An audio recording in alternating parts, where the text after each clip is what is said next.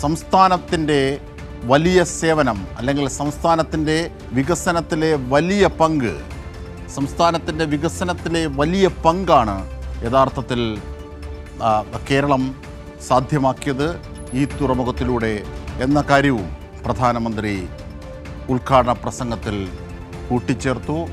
അങ്ങനെ അഭിമാന നിമിഷത്തിലൂടെ കേരളം ഇതാ മുന്നോട്ട് പോകുന്നു.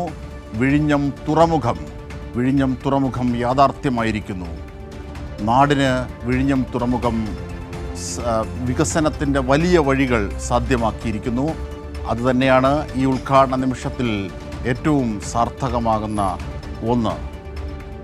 കേരളത്തിൻ്റെ ഈ വികസനത്തിൻ്റെ നാന്ദിയെ സംബന്ധിച്ച് മുഖ്യമന്ത്രി പിണറായി വിജയൻ സൂചിപ്പിച്ചത് നമുക്ക് എടുത്തു പറയേണ്ടതുണ്ട്, അടിവരയിടേണ്ടതുണ്ട്. കാരണം 75% ചരക്ക് നീക്കവും നടന്നിരുന്ന ഇത് അന്താരാഷ്ട്ര തുറമുഖത്തിൻ്റെ സൗകര്യങ്ങളില്ലാത്തതിനാൽ മറ്റ് സ്ഥലങ്ങളിലേക്കാണ് പോയിരുന്നത്.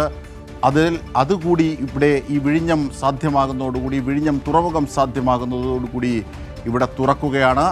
അതാണ് വിഴിഞ്ഞം തുറമുഖത്തിൻ്റെ ഏറ്റവും വലിയ പ്രസക്തി. അപ്പോൾ അദ്ദേഹം സൂചിപ്പിച്ചത്, മുഖ്യമന്ത്രി പിണറായി വിജയൻ പറഞ്ഞത്, രാഷ്ട്രത്തിനുണ്ടാകുന്ന നഷ്ടം നികത്തുന്ന തരത്തിലേക്കാണ് ഈ തുറമുഖം, കേരളത്തിൻ്റെ വിഴിഞ്ഞമെന്ന ഈ തുറമുഖം രാജ്യത്തിന് സംഭാവന ചെയ്യുന്നത്. രാജ്യത്തിൻ്റെ നഷ്ടം നികത്തുന്ന തരത്തിലാണ്.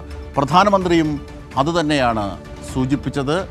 രാജ്യത്ത് പലയിടങ്ങളിലേക്കും പലർക്കും ഉണ്ടാകുന്ന വലിയ നഷ്ടം, അതായത് ഈ പലരുടെയും അവസരങ്ങളാണ് നഷ്ടപ്പെടുത്തുന്നത് വിഴിഞ്ഞം എന്നും പ്രധാനമന്ത്രി സൂചിപ്പിച്ചു.